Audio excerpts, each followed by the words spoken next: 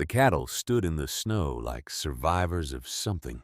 Gideon Marsh counted them the way a man counts the last of anything slowly, with the particular dread of arriving at a number that confirms what he already knows. 18. He counted again. 18 still. The snow kept falling across the valley floor of Silver Creek, Colorado, soft and indifferent, covering the tracks of the animals that were no longer there. In the spring, there had been 60 head. That was 8 months ago, and 8 months felt like a different man's life. He stood at the fence line with one hand resting on a post that leaned at a defeated angle, the wood splitting along its grain from 3 years of weather and neglect. It had needed replacing since last autumn. So had the south wall of the barn. So had the hinge on the equipment shed door, and the mortar between the stones of the root cellar and the window pane in the kitchen that let cold air whisper through its crack on windy nights. The list of what needed doing on this land had grown so long that Gideon had stopped adding to it. He just carried it in his chest now, a weight that sat differently from grief but sat just as permanently. He reached into the breast pocket of his coat. The letter was there. It was always there. He had put it in his pocket the morning it arrived, and he had not been able to bring himself to remove it, as though keeping it close to his body was a form of managing it, containing it, preventing it from becoming fully real. The paper was soft now from handling the folds worn thin. He did not need to open it. He knew every word. Final payment of $800 due.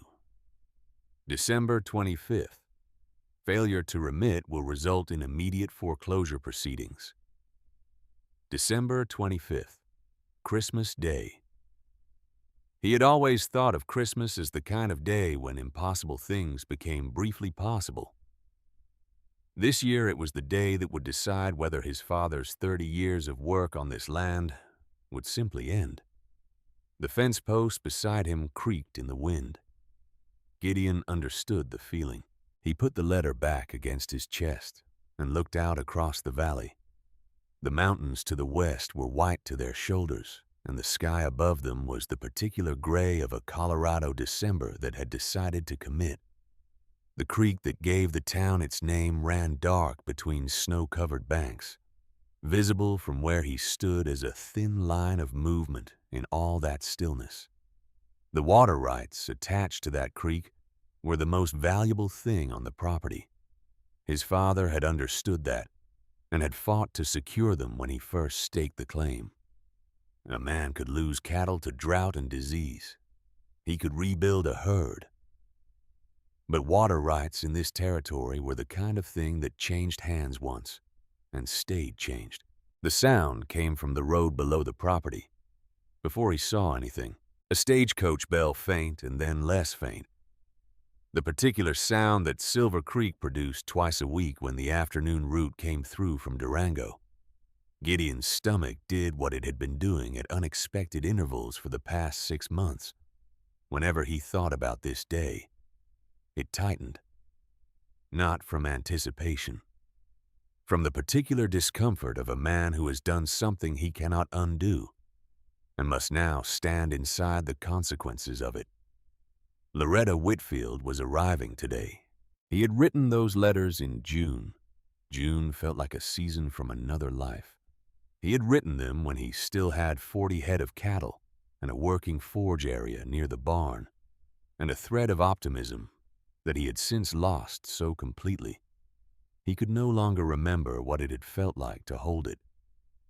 He had written about the ranch in terms that were not lies exactly, but were the truth of what the place had been, rather than what it had become. Green pastures along the creek, a sturdy house, plans for the future. The language of a man who still believed the future was a place he could build toward. He had not mentioned the debt. He had told himself it was because he expected to resolve it before she arrived. He had spent the summer and autumn working toward that resolution. with everything he had, taking hauling jobs from neighboring ranches. When his own work allowed selling equipment, he had hoped to keep trimming the household down to its bare minimum, until the only furniture in the main room was what was necessary for sitting and eating and nothing more. He had worked from before sunrise to after dark, and the numbers had simply refused to cooperate. The drought that had killed half his herd had not broken. The disease that took more of what remained had not spared him the way he had prayed it might. By September, he had known the truth. The resolution was not coming. The $800 was not going to appear before Christmas, regardless of how hard he worked alone on this piece of land. And still he had not written again. Pride had kept him silent. The same pride that had kept him from asking any neighbor in Silver Creek for help over 3 years of slow disaster. The pride of a man who had inherited a father's dream and was watching it die, and could not bring himself to ask anyone to witness the dying, let alone assist with it. Now it was the 11th of December. Loretta Whitfield had been traveling for 8 days from Philadelphia, Pennsylvania, and Gideon Marsh was standing at a leaning fence post in the snow, 14 days from foreclosure, waiting for a woman he had deceived through omission, and hoping in some part of himself he could not quite reach that something in the next 2 weeks would be different from everything in the last 3 years. He watched the stagecoach crest the hill above the town. His hands were trembling, not from the cold. She was the third person off the coach. Gideon had positioned himself near the station without making it obvious he was positioned there. He stood at a slight distance from the small knot of men waiting for the Durango route, close enough to see clearly, far enough to feel less visible than he was. He told himself this was practical. There was no useful reason to examine the self-deception more closely. The first passenger down was a merchant he recognized from the dry goods supply in Durango, a heavy-set man in a brown coat who moved with the brisk confidence of someone who knew where he was going. The second was a young man with a cattle agent's leather satchel and the look of someone who had never been to Silver Creek before and was reassessing his choices in light of what he was seeing. Then Loretta Whitfield. She came down the stage steps without hesitation, one hand on the rail for the descent, and then she simply stood on the frozen ground of Silver Creek and looked at the town. Not with the overwhelmed expression of someone encountering the territories for the first time. Not with the careful hopefulness of someone trying to find the beauty in a difficult place. She looked at it with the particular quality of attention of a person who is reading something, assessing what is below the surface of what they are seeing. She was not young. He had known that from her letters. She had told him plainly that she was 63, that she had been widowed 4 years before, a quieter loss than that, but a real one, she had said, and that she had no children and no family remaining in Philadelphia worth the name. He had written back with equal plainness about his own age and circumstances, the edited version of those circumstances, and they had corresponded for 4 months before he had asked, and she had agreed, and the arrangements had been made.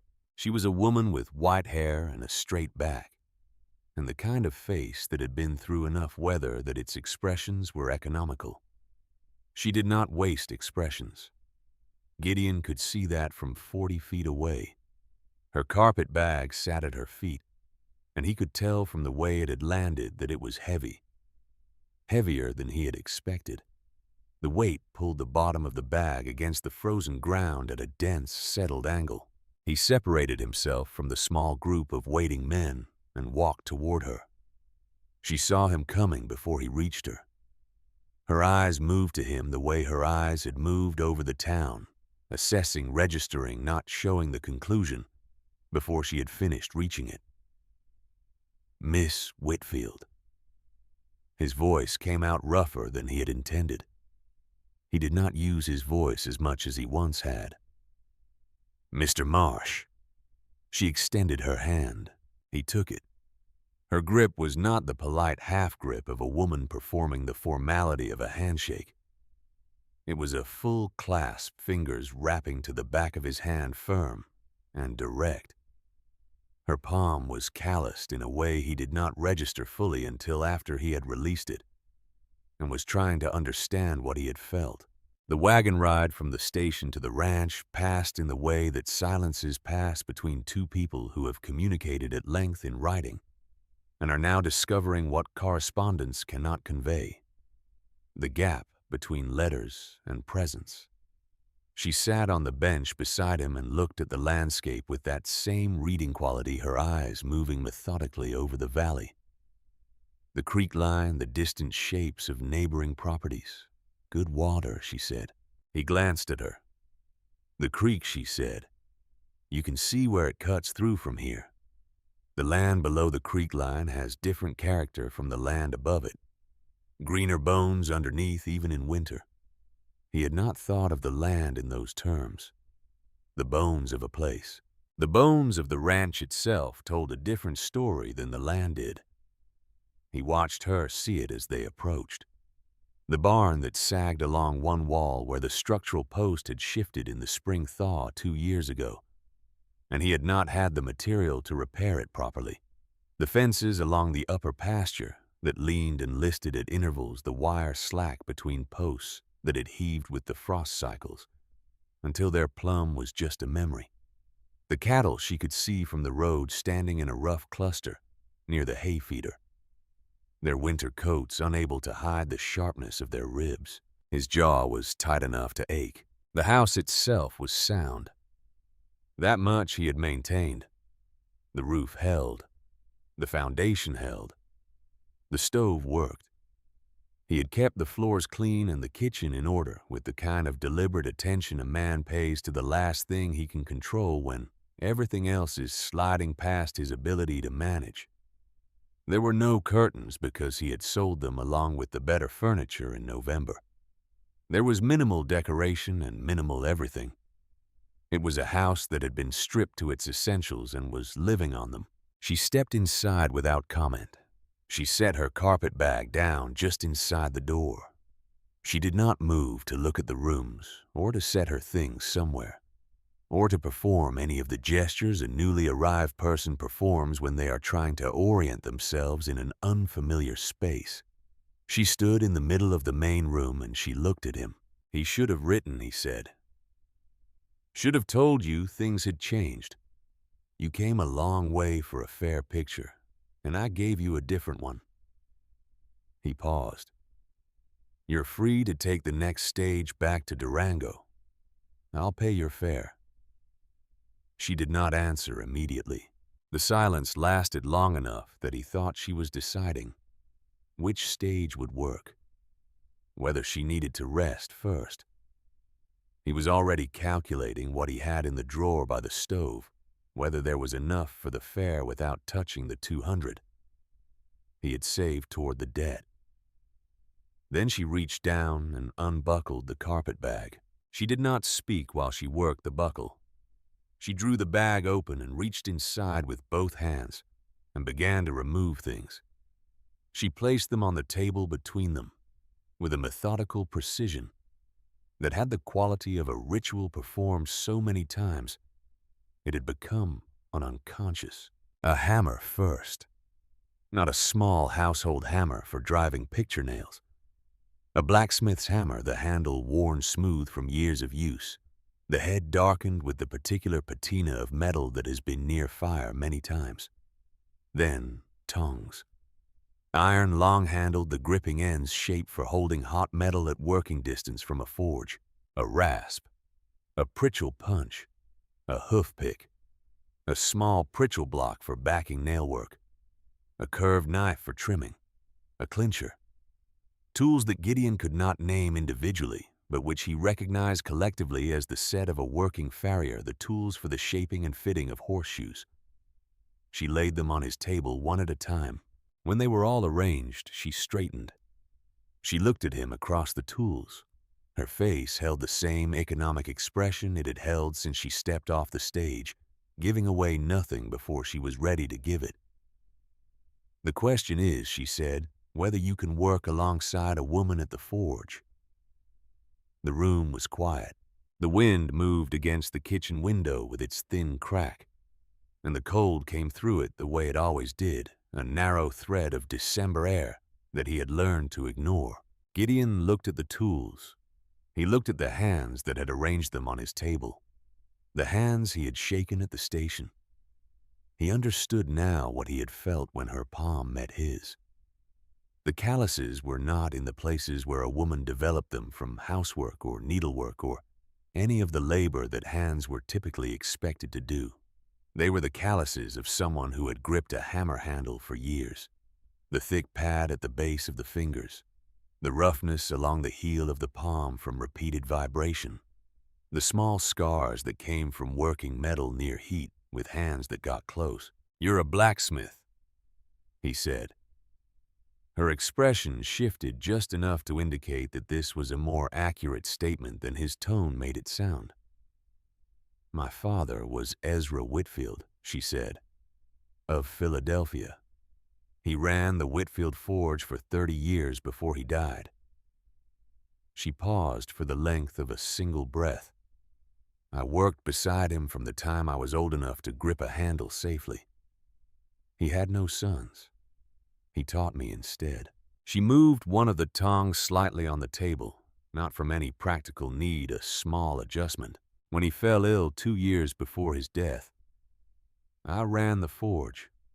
When he died," she said, "I lost the forge." His second wife's family made clear that a woman operating a blacksmith shop was an embarrassment to the Whitfield name. Her voice carried no particular emotion on this. It was the tone of a person reporting something that had already been fully felt and fully processed. The lawyers agreed with them. Gideon looked at the tools again. 30 years of her father's work, and her own. A business that had been taken from her by people who had decided her skill was a problem, rather than an asset. "I answered your letter," she said, "because you described a working ranch. A place that needed someone with practical abilities." She looked at him steadily. "You described it somewhat more favorably than the situation appears to warrant, but the fundamental description was accurate. This place needs work. Work I can do." She waited. He should have written. He had failed to write. He had brought her 3 days by rail and 2 days by stage to a dying ranch, and a problem that had no solution he could currently see. And she was standing in his kitchen with her father's tools on his table, looking at him with the patience of someone who had already done the calculation and arrived at a number she was willing to live with. That evening he opened the ledger. He had been dreading this part more than any other part of the day, more than her arrival, more than her seeing the ranch for what it was. The ledger was the complete and irrefutable record of 3 years of his best effort not being enough. It was written in his own hand, every entry, every number, the drought year columns and the disease year columns, and the columns of what had been sold and what had been borrowed against, and where all of it had ended up. $800, due Christmas Day. 200 saved. 600 short. He laid the book open on the table between them. His hands were not steady. She read it the way she had read the land from the wagon seat, with the systematic attention of someone who was looking for structure, for patterns, for what the numbers were actually saying, rather than what they appeared to say on their surface. She turned pages. She went back to earlier entries.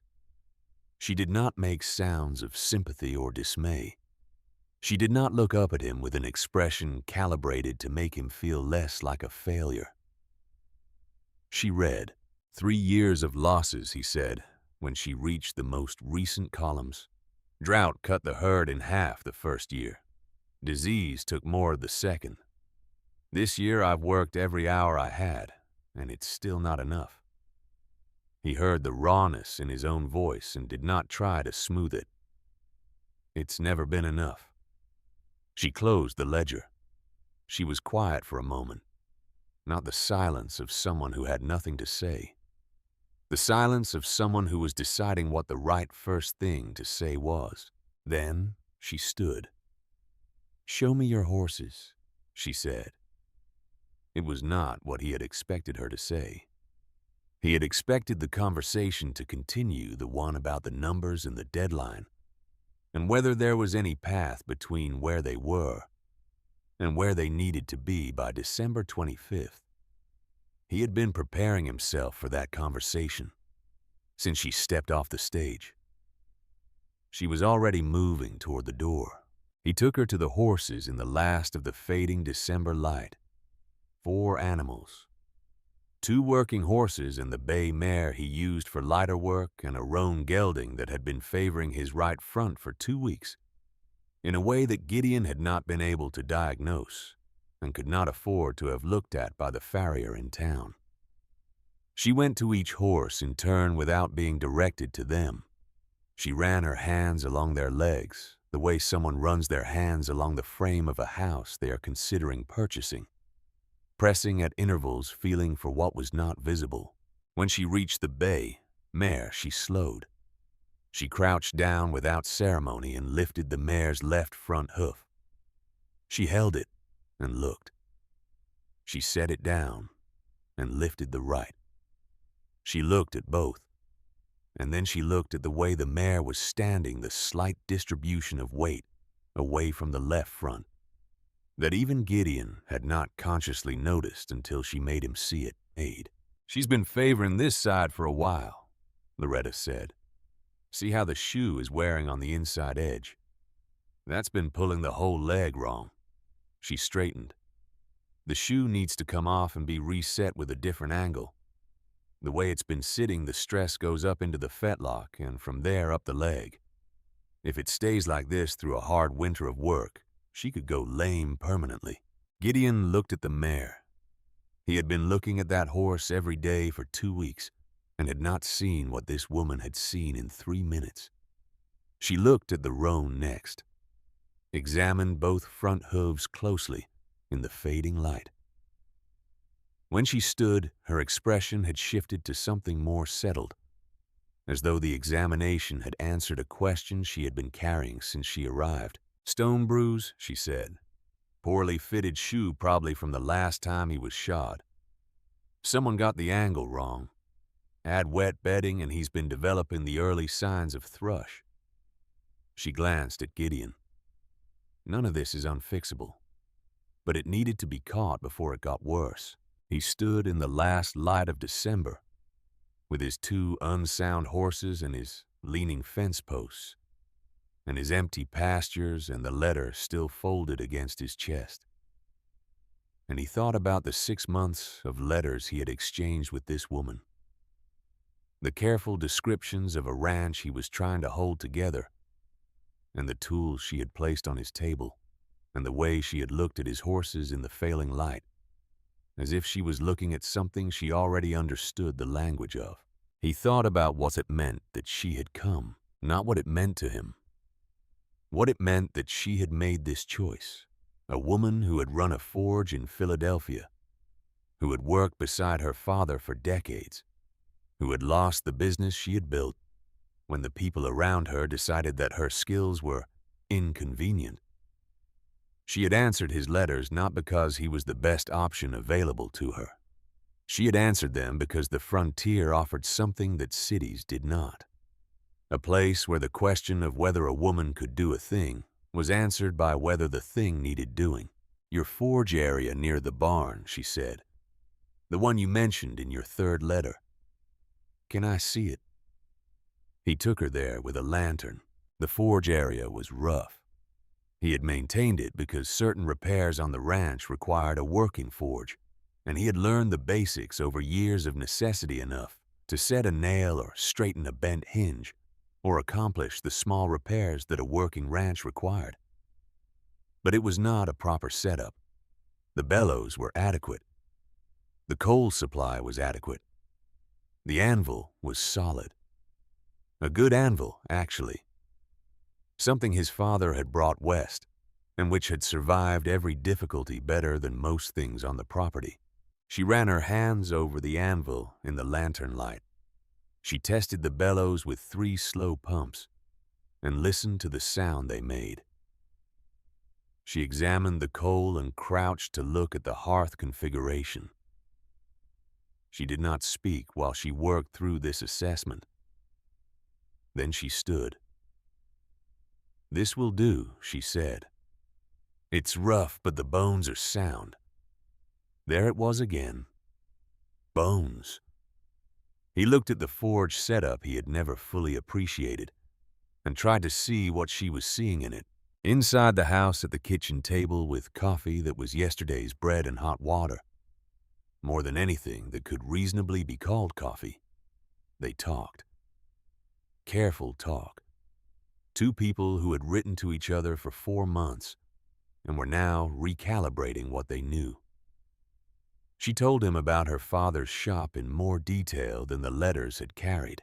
Ezra Whitfield had started the forge when Loretta was 6 years old, working out of a rented space in a neighborhood where the rail yards and the manufactories brought steady business. By the time she was old enough to work alongside him, he had established a reputation that brought orders from businesses in 3 states. She had learned to read iron, she said, the way some people learn to read books. Iron told you things if you understood the language. Temperature communicated through color, through the way the metal moved under the hammer, through the sound it made when struck. A smith who was working in harmony with the metal worked differently from a smith who was fighting it.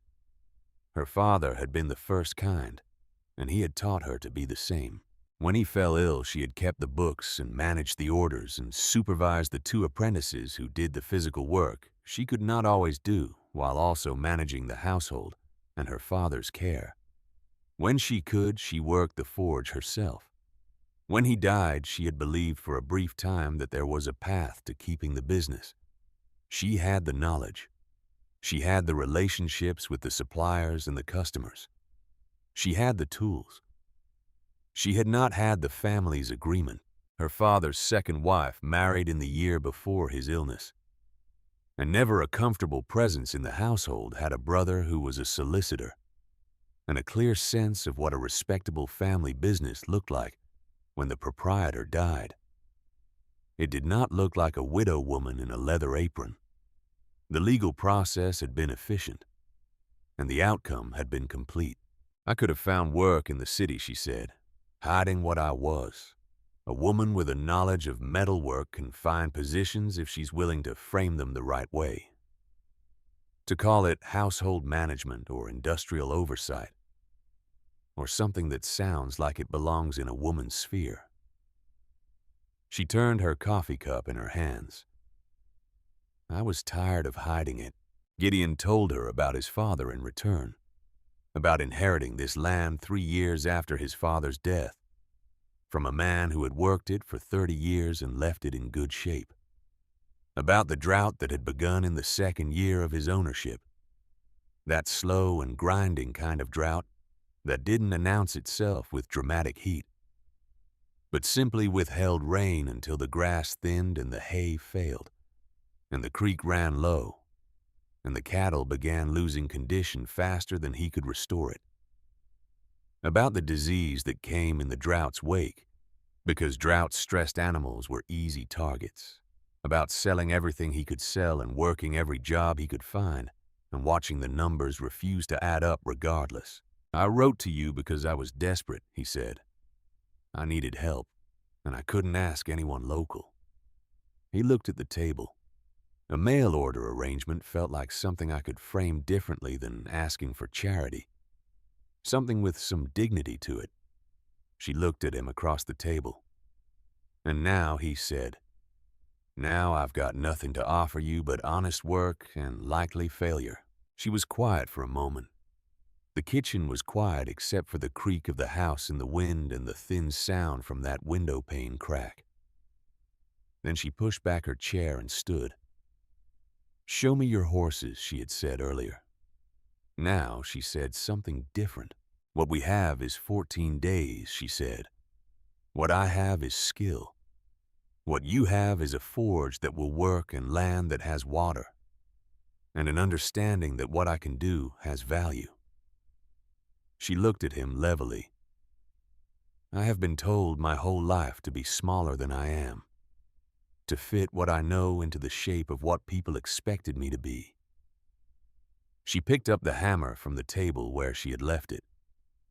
"I am 63 years old, Mr. Marsh. I am done fitting."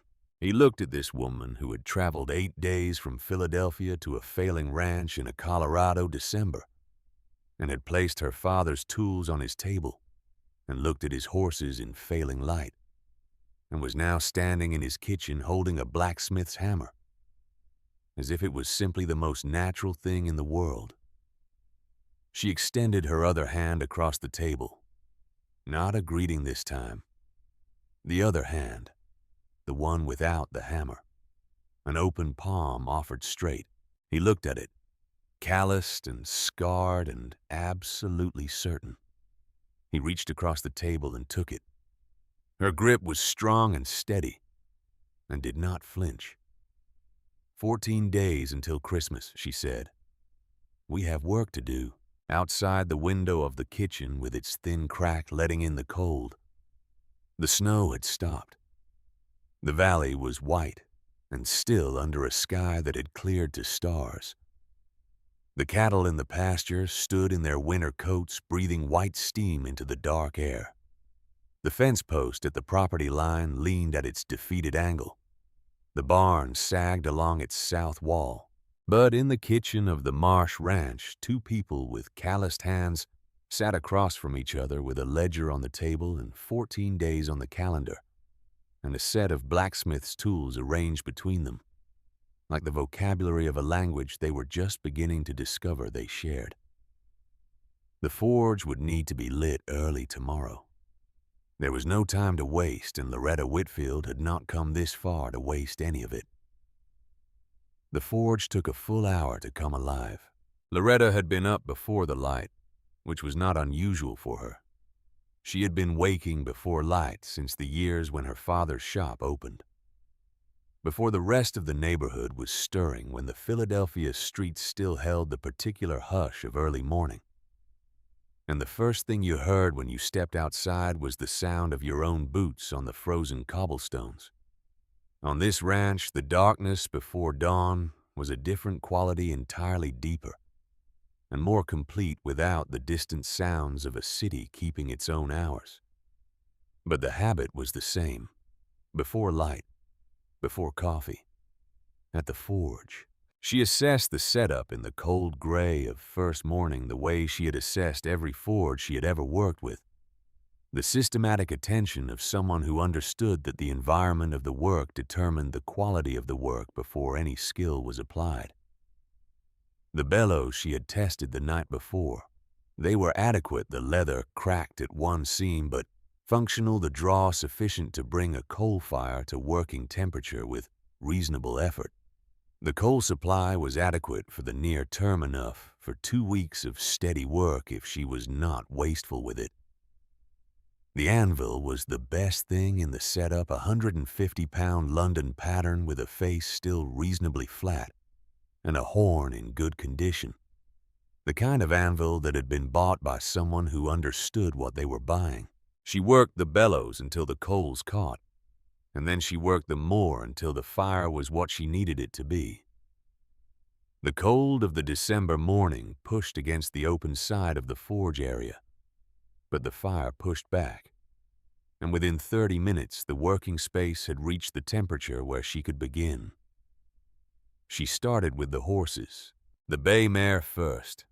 She pulled the existing shoe from the left front hoof with her pull-offs, working carefully along the clinches, and held it in the fire until it told her what she needed to know about its composition and its faults. The shoe had been set wrong from the beginning, the angle off by just enough to put uneven load on the outside of the hoof wall over time. It was the kind of error a distracted smith made, or a rushed one, or one who had not looked carefully enough at the way this particular horse carried her weight. Before deciding what she needed, she set it aside and began shaping a replacement. The iron came to orange in the fire, and she brought it to the anvil. The hammer in her hand was the same hammer her father had put in her hands when she was old enough to hold it safely. The one she had taken from his shop, along with the rest of the tools before the solicitors arrived with their paperwork. It had a slightly longer handle than the standard smith's hammer, a modification her father had made to suit his reach, and that suited hers as well. She had used it so many years that the rhythm of it was as natural as breathing. Strike turn read the metal strike again. The iron bent to the shape she intended because she was not fighting it. She was asking it. Gideon came out of the house an hour after sunrise. He stopped at the edge of the forge area and watched. She did not look up from the work, but she was aware of him in the peripheral way that a person who works in a shared space becomes aware of another presence, the weight of attention felt even when it is not seen. She finished the sequence she was in, brought the shoe to the water bucket and quenched it, tested the set in her hand. She brought it to the mare. The fitting took patience. A hoof is not a static object, and a shoe must account for the particulars of how a specific horse loads a specific foot. She trimmed with the rasp, checked the fit. Trimmed again, checked again. Gideon was still watching. She could feel him recalibrating something in the way people recalibrated when they encountered competence in a place they had not expected it. When the shoe was set, and the nails clinched, and the excess nail ends filed smooth, she stood and led the mare in a small circle. The horse moved without the slight hesitation that had been present before. The loading was even. The rhythm was correct. Gideon was quiet for a moment. Then he said, "She's walking sound." "She is," Loretta said. She set down the rasp. "The roan will take longer because there's some condition in his hoof wall that needs treating before we shoe him again. But if you pack the bruised area correctly and keep his bedding dry, he should be sound within the week." He nodded slowly. He was doing the recalibrating again. She let him do it. On the third morning, Tom Hadley rode up the road to the ranch leading a limping gelding. He was a rancher from the valley's eastern side, a broad man in his 40s with the direct manner of someone who had been dealing with livestock emergencies long enough to dispense with social preliminaries. He had heard, he said, that Marsh had a blacksmith working. His own smith was laid up with a broken arm and had been for 2 weeks, and this horse needed attention he could not provide himself. Loretta looked at the horse before she looked at Hadley. "Stone bruise on the right front," she said after a minute. "Poorly fitted shoe creating lateral pressure and early signs of white line separation at the toe." She straightened and looked at him. "I can address all of it. $12. Hadley's eyebrows went up briefly. Then he said, "I've paid more for worse work." He tied the horse to the post. 2 hours later, the gelding walked sound out of the yard. Hadley counted $12 silver into Loretta's palm and looked at the horse and then at her with an expression that had shifted somewhere between arrival and departure into something approaching respect. "I'll send others," he said, "and I'll be back myself." Gideon stood at the barn door watching Hadley ride away. Loretta came to stand beside him.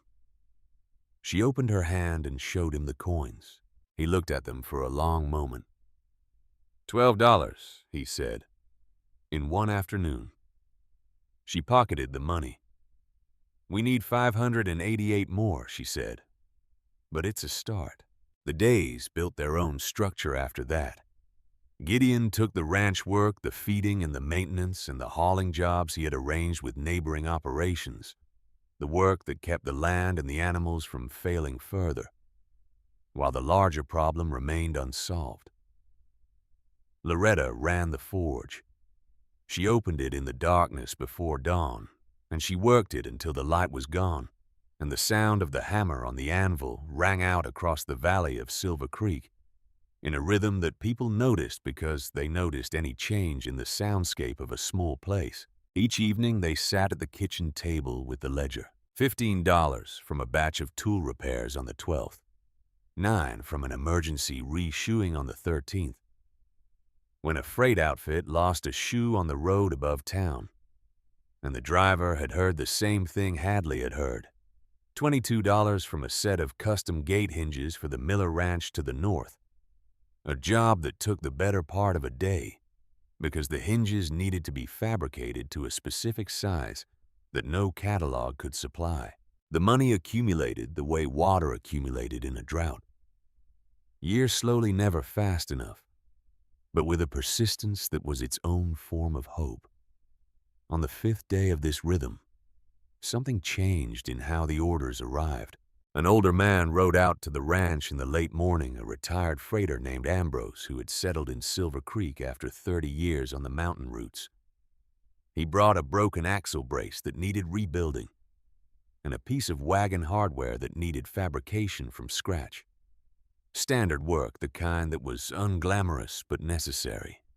Loretta took the commission and began examining the pieces. Ambrose watched her for a moment. Then he said, "You're from Philadelphia." She looked up. "I am." He said, "I worked the eastern routes for 12 years before I came west.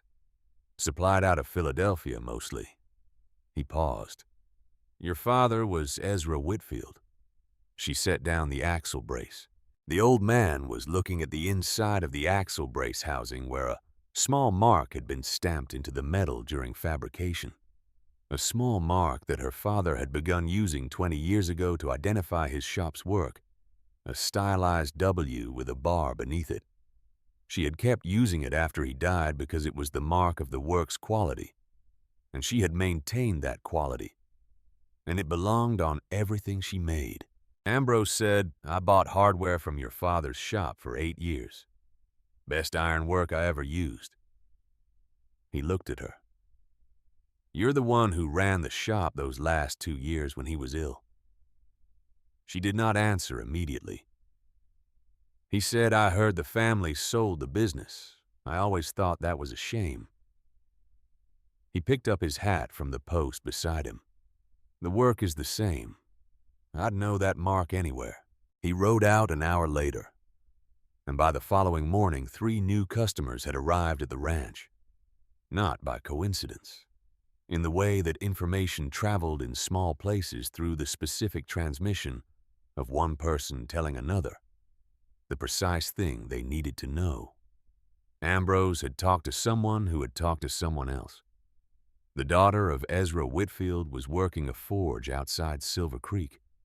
The mark on the work was the same mark that had been on the hardware and tools and custom fittings they had been buying from Philadelphia catalogs for years.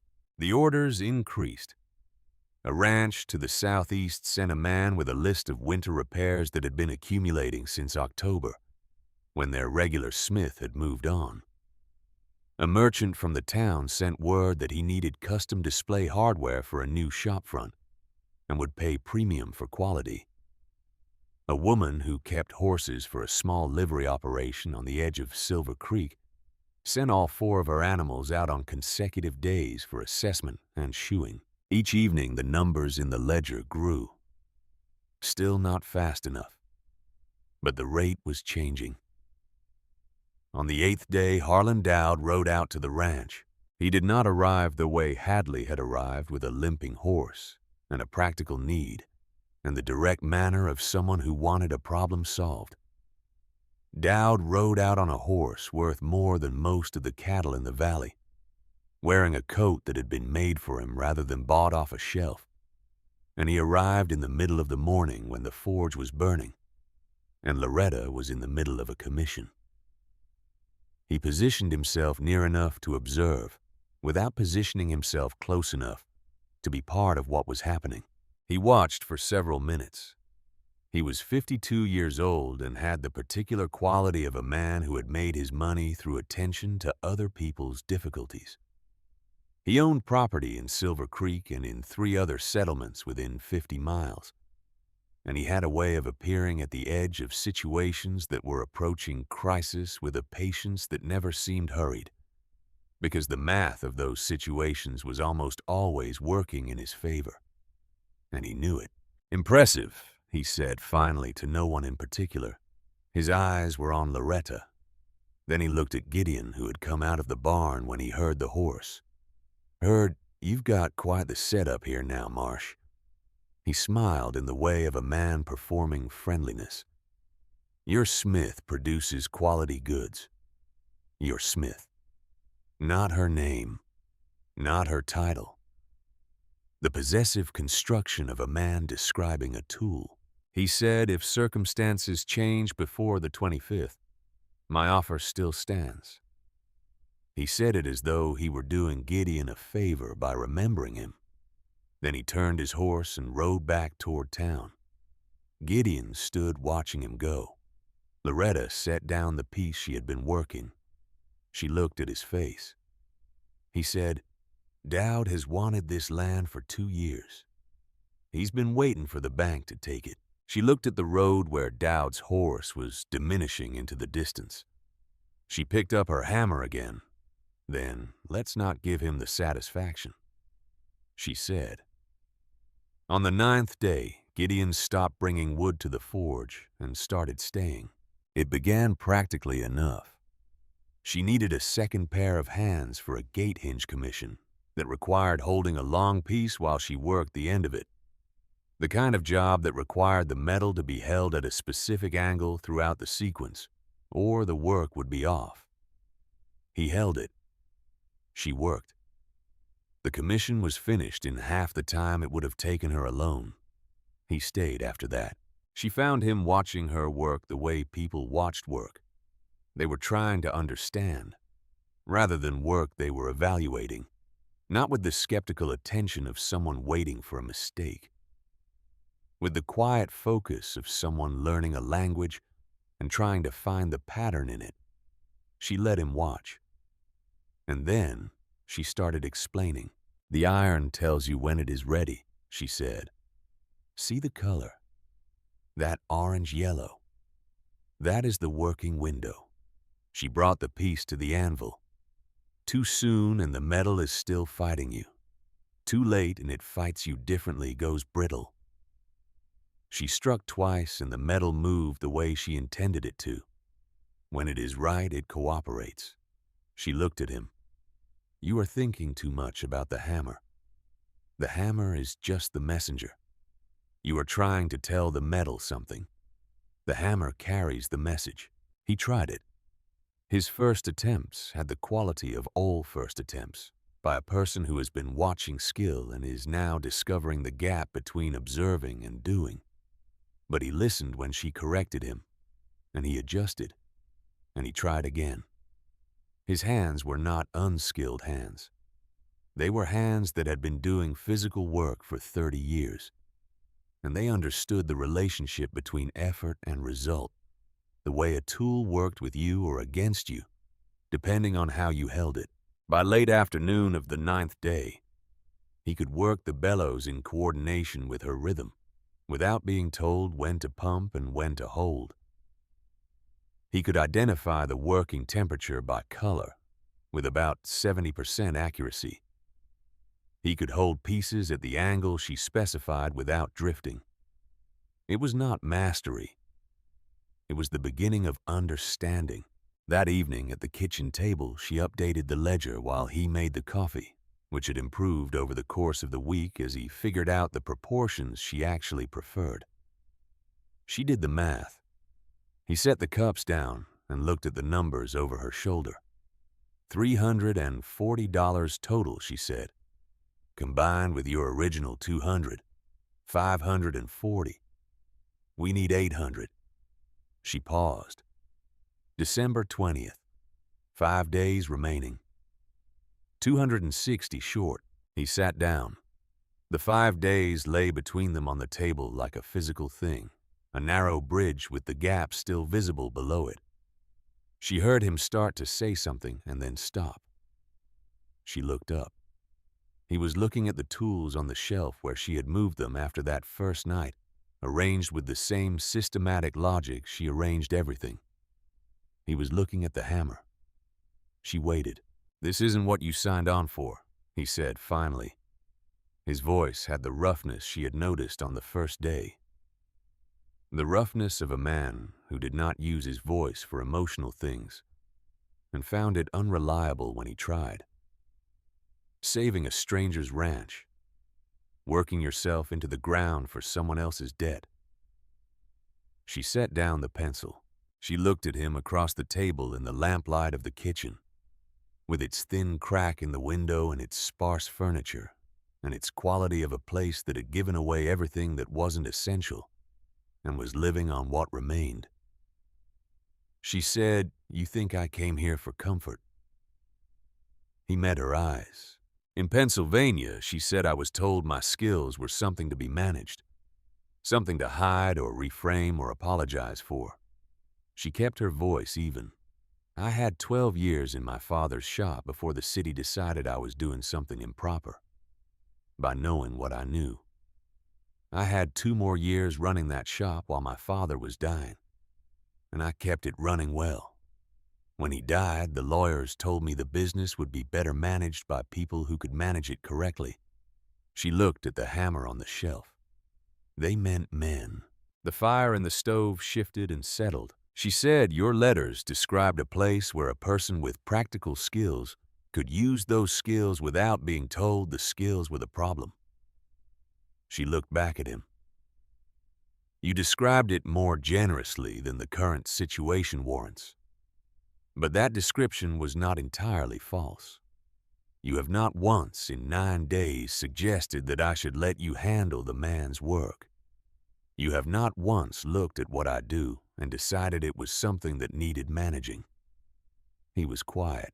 "You work alongside me," she said, "because it gets the work done. That is more honest than most arrangements people make." He said, "I'm not threatened by what you can do. I'm grateful for it." She said, "Do you understand how rare that is?" He looked at the ledger with its numbers that were still inadequate, and the 5 remaining days that were still insufficient. He looked at this woman who had come 8 days by rail and stage to sit across from him in a stripped-down kitchen and tell him the truth about things without decoration or apology. "Probably not," he said. The next morning began with what she recognized immediately. She was in the middle of a horseshoe commission when the first man arrived to ask for his money back. He was a farmer from the northern end of the valley, a man she had not met before, who arrived with the particular tightness of a person who has been told something that made him angry and is trying to manage the anger in public. He said he had heard the shoes she set on his neighbor's mare had been coming loose. He had paid her $4 for 2 horses 3 days ago, and he wanted the $4 back. She asked him to bring the horses. He brought them the following hour. She examined both horses in front of him, checking each hoof, each shoe, each clinch. She found nothing loose. She found the work exactly as she had left it, sound and correctly set. She showed him what she was looking at. She explained the quality of the clinch work and why it would hold. She asked him to watch both horses walk and to identify any sign of unsoundness. He could not. He left without asking for the money back and without apologizing for having come. But he did not spread further doubt, which was the point of the exercise. The second person arrived that same afternoon, and the third the following day. None of them had actual problems with the work. All of them had heard the same kind of formless concern, the kind that did not come from experience, but from suggestion. She worked through it the same way each time. "Come, look, show me the problem." There was never a problem to show. Gideon found her at the forge late on the 10th evening after the third person had come and gone. He stood at the edge of the firelight, and she finished the piece she was working before she looked up. He said, "This is coming from somewhere." She said, "I know." He said Dowd was in town today. He was at the general store when Hadley's son was there. Hadley's son heard him talking about the horses his father had shot here. She set down the hammer. She looked at the fire for a moment. "He cannot break the work," she said, "because the work is sound. So he is trying to break the reputation instead." She picked up the tongs. "The best answer to that is more work. Better work. Work that speaks so clearly that the rumors have no room to stand beside it." She went back to the forge. On the 11th day, Dowd came back. This time, he came with the Territorial Bank's representative, a man named Graves, who wore the particular expression of someone performing a professional function and was not personally invested in its outcome. They sat at Gideon's table, and Dowd presented his offer with the careful language of a man who had been preparing it. $400, he said, for the ranch and its water rights, today. The bank will dismiss the remaining debt against the payment. He spread papers on the table. You would leave with enough to start somewhere smaller, somewhere manageable for one man. He paused. "You are not going to raise $800 in 4 days, Marsh. Not in December in Silver Creek. What I am offering you is a dignified exit." The banker cleared his throat softly. "Mr. Marsh, Mr. Dowd's offer is, given the circumstances, generous. You would retain something. Most men in your position retain nothing." Gideon looked at the papers. He looked at the foreclosure notice folded in the ledger on the shelf. He looked at the window where the valley was gray and cold beyond the glass. Then he said the debt will be paid, in full, on Christmas Day. Dowd's expression remained patient. He was a man who had heard unlikely declarations before and had learned to wait for the arithmetic to do what arithmetic does. He gathered his papers. He stood. He said, "My offer stands through the 24th. Think carefully." After they were gone, Gideon sat at the table. He sat there for an hour before Loretta came in from the forge. She came in and looked at the table, and then at his face, and understood what had happened without requiring it to be explained. She sat across from him. She opened the ledger. She did the math with the methodical attention she gave everything, and the numbers came out the same way they always came out in December of this particular year. When she finished, she looked up. He said, "Dowd is right. The arithmetic is what it is." She was quiet for a long moment. Not the silence of agreement. Something else. She said, "The Christmas market opens tomorrow. In town." He looked at her. She said, "Premium goods for Christmas buyers. Decorative ironwork. The kind of work people stop to look at." She turned the pencil in her fingers. A door knocker in the shape of a winter bird sells for $25 to the right buyer. A set of decorative fireplace tools for $35. Christmas ornaments, stars and bells and angels, $2 each to the woman who wants to give her family something made by hand rather than ordered from a catalog. She met his eyes. Desperate people with money, she said, always overpay for beauty. Right before Christmas, he looked at her, at the ledger, at the 15 pieces they would need to make in one night to have enough to offer. "It is a gamble," he said. She said, "Everything we have done for 11 days has been a gamble. The difference is I am good at this. I am very good at this, and I know what sells." She stood. She said, "I cannot do it alone. I need you to work the bellows, to hold pieces, to learn what I show you, as fast as you can learn it." She looked at him directly. 15 hours of work between now and when the market opens.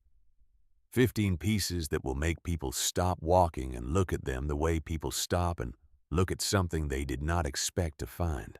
It was insane. It was the last card in a hand that had been running out of cards for 3 years. It was either the kind of desperation that preceded a turning point or the kind that preceded a final failure. And there was no way to know which until it was over. Gideon stood. He said, "Tell me what to do." She was already at the door. They lit the forge in the darkness of the 11th night, and they kept it burning until the sky began to lighten over the mountains to the east. Loretta worked with the focused intensity of a person who had been given a problem with specific constraints and had decided that the constraints were not the point. She took iron, and she asked it to become other things. A door knocker with a winter bird, whose feathers she rendered with a small chisel, and a patience that seemed improbable given the timeline. A fire poker whose handle resolved into the head of a horse with its eyes half closed, resting. Christmas ornaments that achieved what seemed impossible in iron, the suggestion of delicacy, stars with fine points and bells with a proper taper, and small angels whose wings she worked out of flat plate with a technique that involved many small strikes instead of a few large ones. Gideon worked beside her. He learned as she taught in the compressed and urgent way of learning that happens under necessity, how to hold a piece at the right angle while she worked the other end, when to quench and when to let it cool in air based on what the next step required, how to add small surface details with the smaller hammer using a controlled wrist rather than an arm stroke. His work was not her work, but it was work and it was useful. And it was directed by her hand and her eye, and when she corrected him, he absorbed the correction and applied it. By midnight, they had 6 pieces finished. By 3 in the morning, they had 12.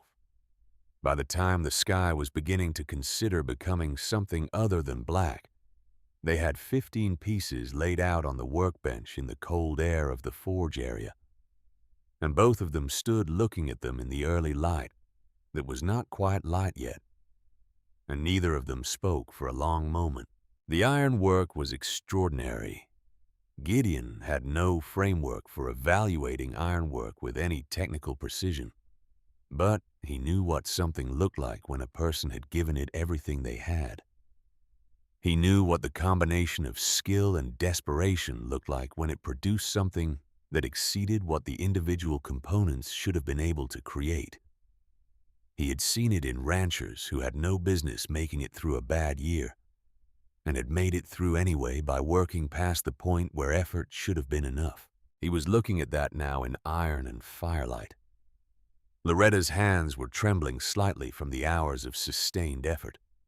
She gripped the edge of the workbench to steady them without commenting on it. Her face had the carved quality of someone who had burned through their reserves of energy and was operating on something deeper than reserves. He crossed the space between them without entirely deciding to. She did not step back. He said, "I cannot promise this will work." She said, "I know. I can only promise I will not stop trying." He put his arms around her. She stood in the circle of his arms in the way of someone who had been standing alone for a long time, and found that the adjustment to not standing alone required a moment of physical recalibration. Then she settled. She smelled like coal smoke and honest work, and something underneath those things that was simply her specific and present and real. He said into her hair, "I don't deserve you." She said, "Probably not." He felt her smile against his chest.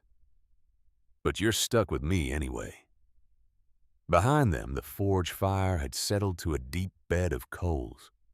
The 15 pieces waited in the early light. Somewhere above the valley on the mountains, the first trace of color was beginning to form in the east, the particular deep blue that preceded sunrise in the high country. 4 days until Christmas. 3 days until foreclosure. But standing in the cold pre-dawn darkness with this woman who had walked into a Colorado December and refused to let it win, Gideon Marsh felt something he had not felt in 3 years. The arithmetic was still what it was, But the arithmetic was no longer the only thing. The Christmas market filled the main street of Silver Creek. The way all small-town markets filled their spaces with the accumulated presence of people who had been waiting all week for an occasion to be somewhere other than their own four walls. December 22nd, 3 days until Christmas. 3 days until the bank's deadline. Gideon and Loretta set up their display on borrowed sawhorses at the eastern end of the market, where the morning light would come from the right direction, and the foot traffic from the livery end of town would pass them before reaching the other merchants. This positioning was Loretta's. She had looked at the street layout the previous afternoon when she rode into town for coal, and had come home with the sawhorses and the information about where they should stand. She set the pieces out herself, arranging them with the same systematic logic she brought to everything, not clustered together in a way that diluted their individual presence, spaced so that each piece had room to be itself. The winter burr door knocker at the front left, where the light would catch the texture of the feathers first. The horsehead fire poker standing upright in a piece of scrap timber she had fashioned into a base so the handle was visible from a distance. The Christmas ornaments on a piece of wire strung between the upright supports of the sawhorses turning slowly in the December air, catching the light at different angles as they moved. Gideon stood back and looked at it. He had looked at the pieces many times in the forge area in the gray light of early morning when they finished them. He thought he understood what he was looking at. He did not fully understand until he saw them outside in the winter light of the market, in the context of the other displays around them, the bolts of cloth and the preserved foods and the woodware and the catalog goods that made up the rest of what Silver Creek was offering its residents for Christmas. The iron work was something else. It occupied a different category from everything around it, not because it was expensive or because it was decorated, because it had been made by someone who understood the material so completely that the material had been persuaded to do things it should not have been able to do. The feathers on the winter bird were iron. They looked like feathers. The horse's resting eyes were iron. They looked like rest. The Christmas stars had points that were fine and true. The angels had wings that suggested lightness in a material whose entire identity was weight. People slowed when they passed. The first woman stopped completely. She was the wife of the largest ranching operation in the valley, a woman named Aldous, who was known in Silver Creek for her particular and exacting sense of what constituted quality. She reached out and took the winter bird door knocker with both hands and turned it. She ran her thumb along the line where the wing met the body. She looked at the underside of the base, where the mounting holes had been drilled clean and true. How much, she asked. $25, Loretta said. The woman set it back down on the sawhorse. Then she picked it up again. She said, "I will take it." She looked at the fireplace tools. "Do you have the full set?" Loretta said she did. The woman bought it. $35 for the poker and tongs and brush, and Gideon watched the transaction with the particular quality of attention of a man who is watching a number change from abstract to real. More people came. By mid-morning, the display had drawn enough consistent attention that people were stopping because other people were stopping, which was the arithmetic of public interest. A merchant in a good coat spent a long time looking at the ornaments, and then bought 12 of them at $2 each for his wife's family gathering, he said. A young woman stood for several minutes looking at a small decorative bracket that Loretta had made almost as an afterthought, a piece for mounting a lamp or a small mirror with a fine scrollwork pattern along its face. She counted coins from a small purse and bought it. Gideon could not stay still. He moved between the display and the edge of the market and back, talking to people who asked about the work, directing questions to Loretta when they required more technical answers than he could supply. He was not selling. He was not sure what he was doing, something between bearing witness and being useful. By noon, they had sold 8 pieces, $195. He stood beside Loretta in a gap between customers and did the calculation in his head, and then did it again to make sure. "We need 405 more, he said quietly. "I know," she said. She was watching a family examining the remaining pieces. "Keep talking to people. Tell them about the custom work we can take orders for. Spring delivery, things people want that aren't in the display." He did. He discovered that he knew how to talk about the work in a way he had not known before the past 11 days, not because he had become a smith, because he had watched one. He had stood next to a woman who understood iron so completely that she could explain what she was doing while she did it. And enough of those explanations had settled into him that he could now tell someone what made a well-set horseshoe different from a poorly set one, what the difference in the gate hinge quality meant for how long it would hold, why the Christmas ornaments had a surface texture that the catalog versions did not. He talked and people listened, and some of them stopped and bought, and some of them took the information somewhere else to spend it later. Harlan Dowd appeared at noon. He came from the direction of the bank, which was on the north side of the market, and he arrived with the ease of a man who was accustomed to being the most significant presence in any space he entered. He was wearing the maid coat and the hat that went with the coat, and he moved through the market with the quality of someone doing a tour of property he already considered his. He stopped at their display. He looked at the pieces that remained with the assessing attention of a man whose primary relationship with objects was their monetary value rather than their qualities. He picked up one of the remaining Christmas ornaments, a small iron bell with a crisp taper, and a surface that had been finished to a smooth darkness, and turned it in his fingers. A small crowd had gathered near the display during the course of the morning and had not entirely dispersed. The market had the quality that good markets have of people moving through, but also lingering, staying near things that interested them. Dowd looked at Gideon. He said loudly enough to carry to the people nearby, "Impressive work, Marsh.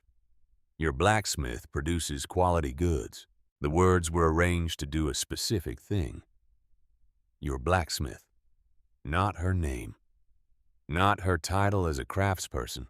The possessive construction that placed Loretta in the category of equipment rather than partnership that erased the 11 days of work and the father's 30 years before them, and the 2 years of the shop she had run after him, and reduced the whole of it to an asset belonging to the man beside her. The crowd heard it. That was the point. The crowd hearing it was the entire mechanism of the thing. Gideon felt the words land the way he had been feeling things land more accurately for the past 11 days. He understood in a way he had not understood before Loretta's arrival, the precise nature of what Dowd had just done. He had used language to reassign credit. In a single sentence in front of witnesses, he had described the work as Gideon's by proxy, as something that existed because Gideon had chosen to employ a useful tool, rather than as the work of a 63-year-old woman who had spent her life learning to do it, and had crossed half the country with her father's tools in a carpet bag to have a place where she could do it without apology. The people around them were looking at Gideon. He knew what the easy response was.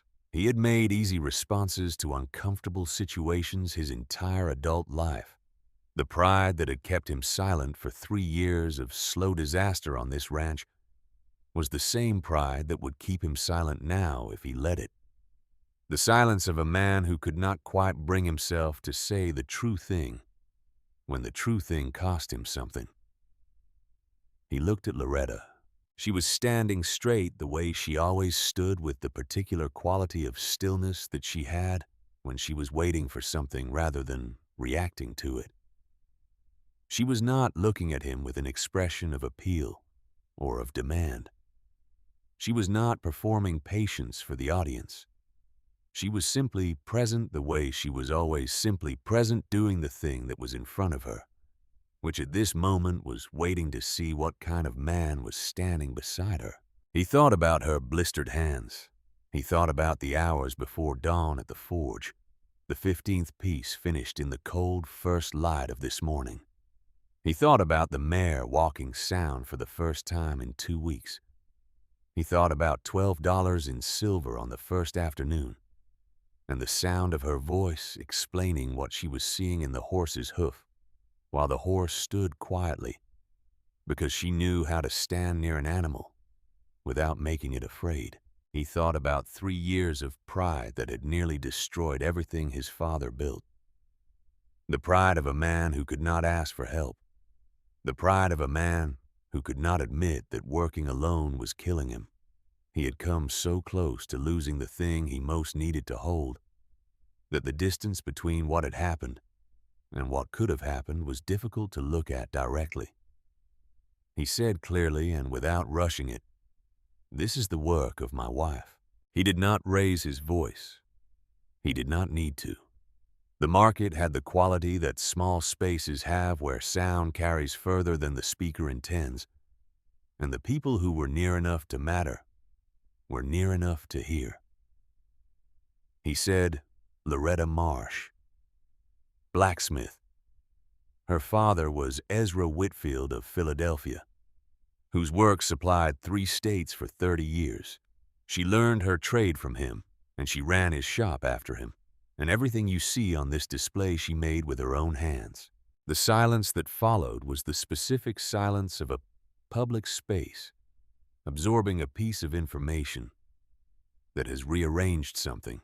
Mrs. Aldous, who had bought the first piece that morning and was standing nearby talking with another woman, turned to look at Loretta with an expression that had shifted from the consumer's appraising interest she had worn at the beginning of the day to something more direct. She said, "Mrs. Marsh, I have a commission I would like to discuss with you. Custom work for the main house. A gate and matching hardware." She named a figure for the initial conversation that made the number in Gideon's head do something unexpected.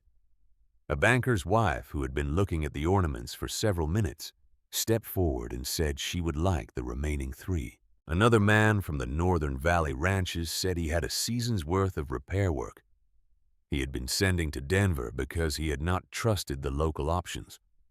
And if the Whitfield name was attached to the work coming out of this operation, he would like to discuss a regular arrangement.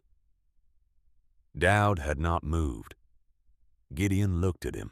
Dowd was doing the recalculation that Gideon had watched happen in other people over the past 11 days.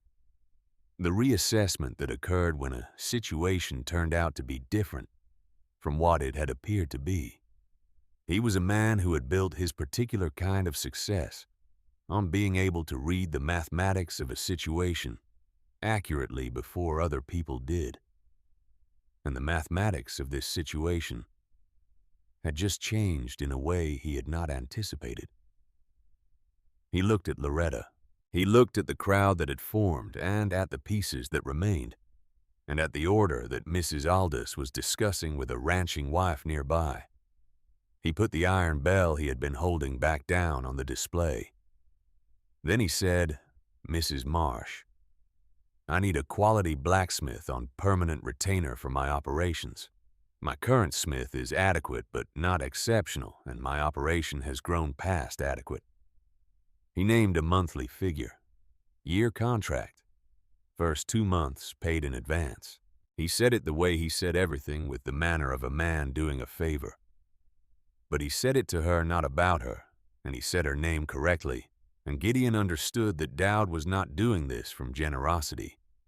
He was doing it because the crowd had witnessed the conversation and the mathematics of being the man who offered the work to a woman who had just been publicly recognized by her husband as the best smith in the county was better than the mathematics of being the man who had tried to dismiss her. Dowd had made a career of reading mathematics. Loretta looked at Gideon, not to ask permission, to offer him the participation that a decision made jointly required. He nodded once, She turned back to Dowd. She said, "We accept. The contract will be with Marsh Forge and Ranch, both names." She said it without emphasis, as though it were the obvious arrangement and the only reasonable one. Any work order goes through the ranch operation and is billed accordingly. Dowd's expression showed the very brief passage of the calculation he was performing. The contract he had intended to offer as a way of extracting her from Gideon's situation had just become a contract with both of them. He had come to the market with one kind of mathematics in mind and was leaving with a different kind. He said agreed. He said it without pleasure and without displeasure. He said it the way a man accepted the terms of a negotiation he had not entirely controlled. He reached inside his coat for his billfold and counted out $80. First 2 months. He left before the end of the market. By the time the market closed in the late afternoon, they had sold the remaining pieces and taken orders for spring work that Loretta had written in the small notebook she had produced from her coat pocket. They had the $80 from Dowd's contract, the $195 from the morning sales, and another $40 from the afternoon. $315. They stood in the cold evening light of Silver Creek's main street, while the other merchants packed their displays and the townspeople moved toward their homes, and the lamplighter worked his way along the street, bringing the gas lamps up one by one. Gideon did the arithmetic. 315 from today, 540 from before, 855 total. He said the number quietly. She said more than enough. They stood in the street for a moment. The math that had been impossible for 11 days had resolved itself in the course of a single afternoon.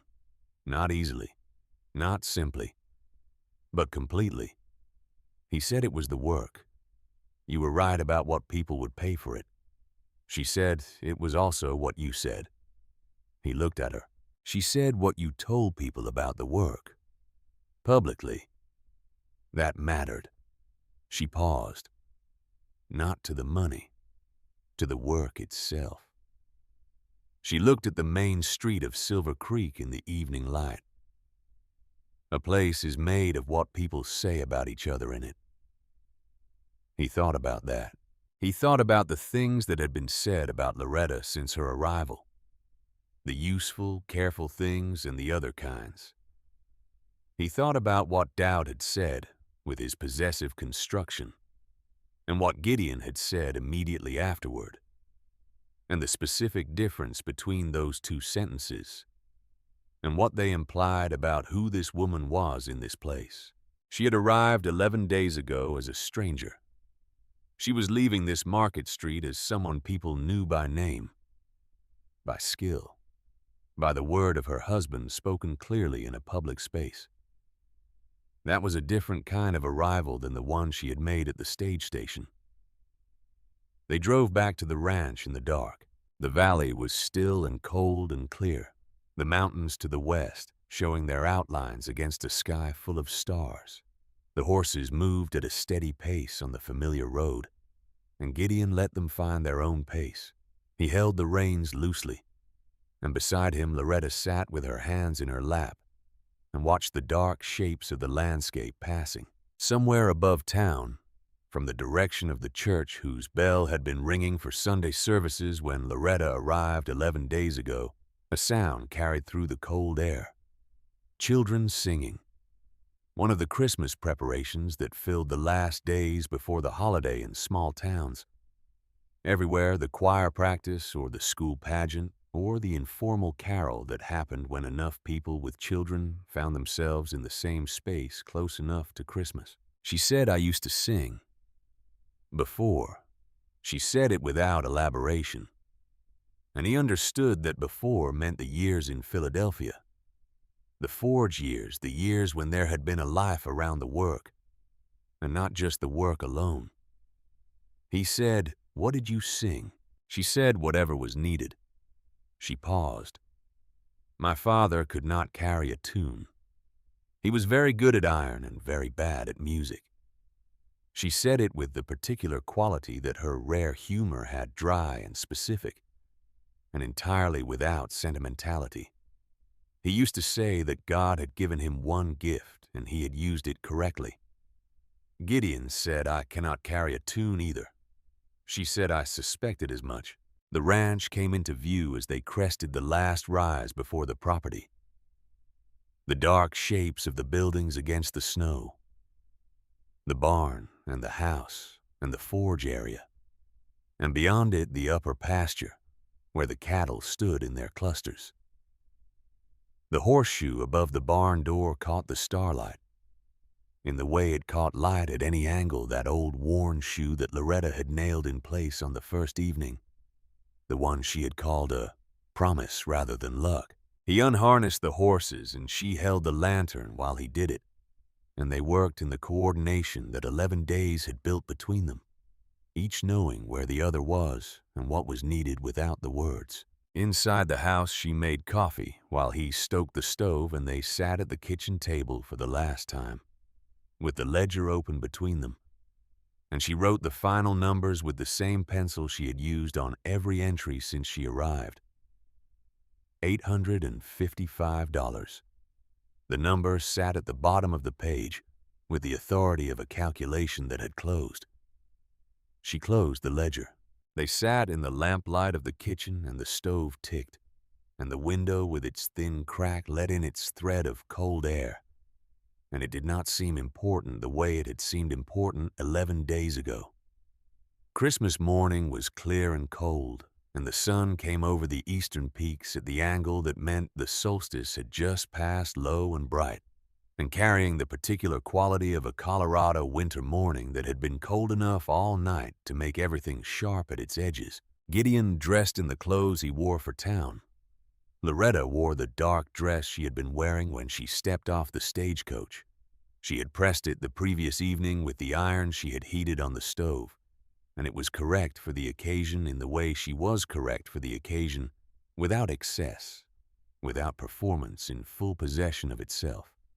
They drove into Silver Creek. The bank was open on Christmas morning because in this part of the territory, a foreclosure deadline did not observe the holiday, and the banker was a man who understood that his presence was required to accept what was due. He looked up when they came in, and he had the expression of a man who had made a professional calculation about probable outcomes and was now discovering that the calculation had not accounted for one or more variables. Gideon set the money on the desk. He had counted it the previous night into proper order, and he placed it in the careful sequence of a man who had been thinking about this moment for a long time and intended to perform it correctly. $800 in the bills and silver that represented 11 days of work, and 30 years of his father's work before that, and 50 years of Loretta's father's work before that. And whatever measure of future work the ranch now represented, all of it reduced to the specific sum on the specific day, by the specific act of placing it on a banker's desk in Silver Creek, Colorado on Christmas morning, 1889. The banker counted it. He counted it again with the methodical procedure of someone who needed the verification to be complete and documented. Then he opened his drawer and took out the deed and the loan papers, and he stamped the payment received in full across the face of the loan document with the stamp that made this true in the way that institutional things become true through the formal action of the institution that had defined them.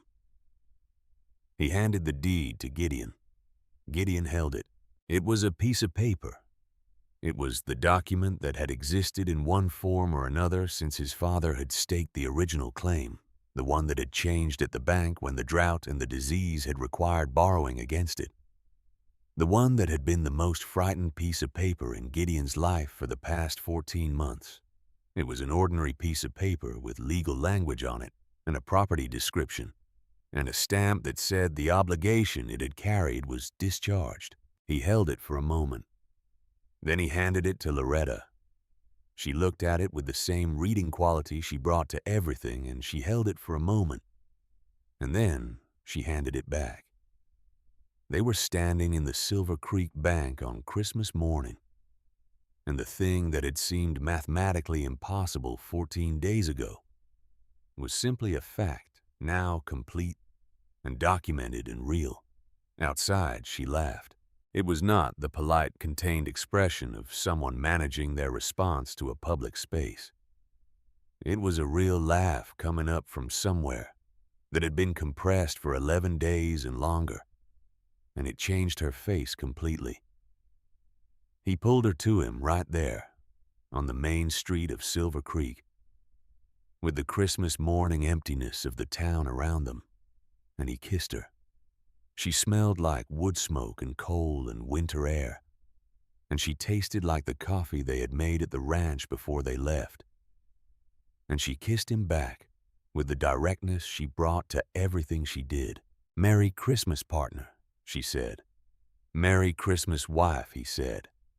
They drove home through snow that had started falling sometime after they entered the bank. The soft falling kind that was different from the hard-driven snow of the past weeks. The kind that came without urgency and covered things gently and made the world quieter. The ranch looked the same. That was the thing he kept coming back to on the drive, and then again when they pulled into the yard. The barn still sagged on the south side. The fence posts on the upper pasture still needed replacing. The window in the kitchen still had its thin crack. The cattle were still 18, heads still thin in their winter coats, still the diminished remnant of what the herd had been before 3 years of difficulty had taken the rest. Nothing about the physical place had changed, but the relationship between Gideon Marsh and this piece of land had changed. And that relationship was the thing the land actually was more than any of its physical facts. For 3 years he had been standing on ground that was failing under him, working harder and harder on the wrong side of a simple arithmetic that he could not change by effort alone. Today, the arithmetic had changed, not because the drought had broken, or the debt had been forgiven, or anything had been made easy. Because a woman had stepped off a stagecoach with her father's tools in a carpet bag and had worked beside him until the numbers were what they needed to be. The numbers were what they needed to be. That afternoon, while the snow fell gently on Silver Creek Valley, they worked. Not because there was an emergency, not because a deadline was pressing, because the ranch had things that needed doing, and 2 people with the time and the inclination to do them. And because work was for both of them a way of being present in a place rather than just inhabiting it. Gideon repaired the fence post. It was the specific post he had been looking at since before Loretta arrived, the one that had leaned at its defeated angle since autumn. The one he had understood the feeling of. He dug it out of the frozen ground with a bar and a patience he had not felt equal to before today. And he set it properly with bracing and tamped earth and the kind of attention a man paid to a thing when he believed it was worth doing correctly. Loretta came from the forge with something wrapped in cloth. She unwrapped it. An ornamental iron crown, small and intricate, the kind of thing she had made in the night before the market, but had kept back. It was all spirals and winter stars. The iron worked into curves and points that caught the light from multiple angles. She fitted it to the top of the repaired fence post and stepped back and looked at it. Beauty and strength, she said. Both. He looked at the fence post standing straight with its iron crown in the falling snow and thought about the thing she had said on the first evening when she had nailed the horseshoe above the barn door. Good iron, properly shaped. That was what the ranch needed. That was what she had given it. They spent the rest of the Christmas afternoon doing the small things. The hanging of new hinges Loretta had made for the barn's sagging side. The kind of hinges that were built for the weight they were carrying rather than the decorative hinges that had been there before. The repair of the gate on the upper pasture that had been roped shut for a year because its hardware had failed. The replacement of the kitchen window's thin crack with a piece of glass they had bought in town with the $15 that remained after the bank payment. Small things, the kind that compounded. When the light began to fail and the snow continued its gentle falling and the cattle in the pasture were shapes. In the gathering dusk, they stood together in the barn doorway and looked out at the ranch. The cattle were still thin. The barn still needed its south wall attended to in the spring. The fence lines in the upper pasture still needed the systematic replacement that would take half the summer. The herd would need to be rebuilt from 18 head to something that could sustain the operation, and that would take years of careful management and the kind of working capital they did not yet have. "We will buy more stock in spring," Gideon said, slowly. "Build the herd right, and I will keep the forge running." She looked out at the valley. The custom work, quality over volume, Mrs. Aldis's gate and the spring orders we have, what Dowd's contract brings in monthly. She paused. "It will not make us wealthy. He said it will make us sound." She said yes, that. He thought about the word she had used for the horses when she had fixed them. Sound. The specific quality of a creature that was carrying its weight correctly and moving without the cost of compensating for a fault. The quality of a well-set shoe, a properly fitted hinge, a fence post braced correctly. Sound was not spectacular. Sound was the foundation that made everything else possible. That evening, by lamplight, they exchanged vows. They had talked about it over the previous days, not at length, but in the practical, direct way they talked about everything. No preacher was available in Silver Creek until after New Year, and they had not wanted to wait that long, and they had decided that the vows were the point, not the ceremony around them, and they had each written what they wanted to say. Gideon went first. His voice was rough in the way it was always rough. The roughness of a man who did not use it for certain kinds of speech very often and found it imprecise when he tried. He said, "I promise to work beside you, to value what you know as I value what I know, to not ask you to be smaller than you are because smaller would be more convenient." He paused.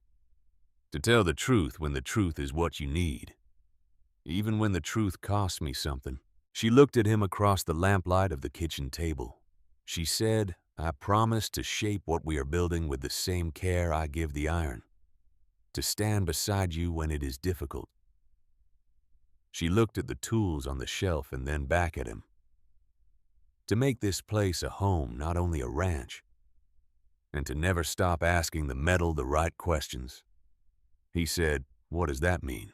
She said, "It means I promise to keep looking for what is underneath what appears to be the case, to keep looking for the bones of things." He said the bones. She said yes. They sealed it with a kiss at the kitchen table in the lamplight of the house that was theirs. Later, Gideon hung the new sign Loretta had made in the forge during the night before the market, working it in a moment between other pieces. She had made it the way she made everything, with more care than the time allowed, and more quality than the situation strictly required. Marsh Forge and Ranch, both names, both trades.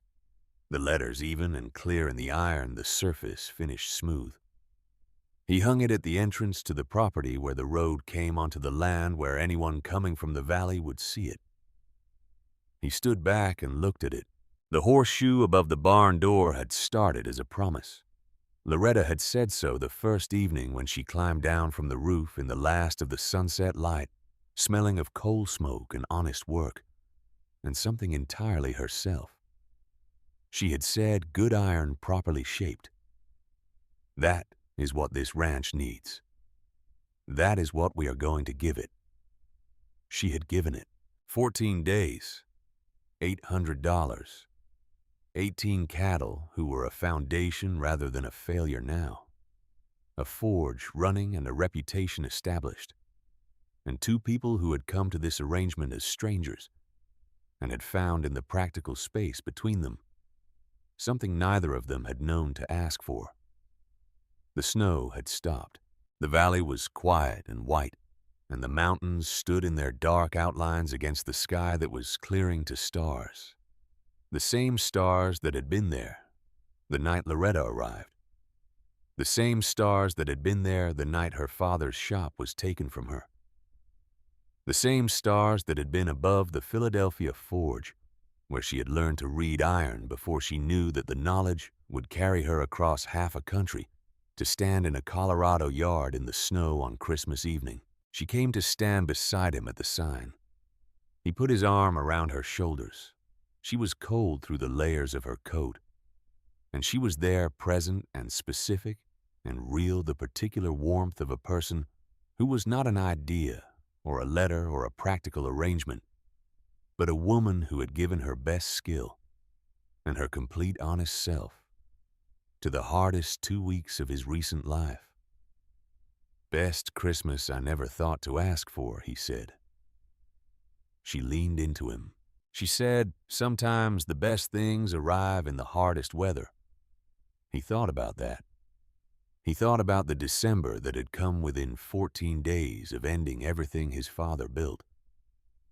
He thought about a stagecoach bell echoing across a frozen valley and a woman carrying a carpet bag heavy with iron tools and a stranger's face reading the bones of his land.